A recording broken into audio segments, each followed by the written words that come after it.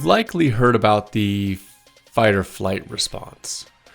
And some people talk about the 3 F's: fight, flight, or mate. What if that's all oversimplifying? What if what we are best at, our brains are best at, is forecasting?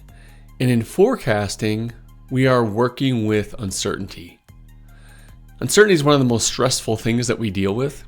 The not knowing is difficult.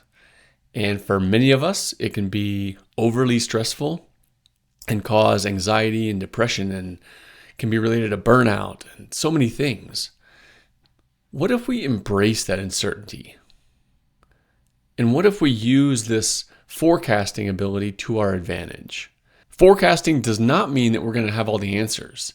It's basically embracing uncertainty and being open to the possibilities, anticipating changes and challenges, and preparing our adaptive strategies.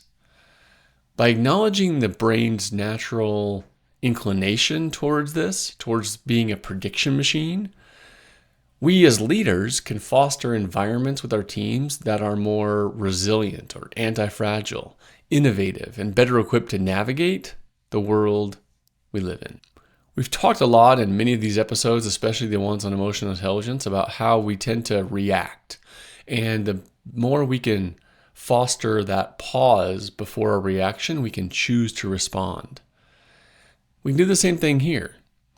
When we are feeling anxiety about uncertainty about the future, let's use that. Let's use that and start forecasting, anticipating, mapping possibilities, and calculating the best way forward before chaos hits. It's not about being certain. It's not about knowing that the right answer is there. It's about managing the uncertainty, working through the different scenarios so that when a scenario hits, we are better prepared. Above average leaders embrace uncertainty. They don't just tolerate the ambiguity. We train for it because the best leaders know that it's not about having all the answers. It's about getting good at asking better questions. So now, take time to lean into the fog, not with blind courage, but with practiced preparation, psychological flexibility, and a brain wired for the anticipation of what's to come.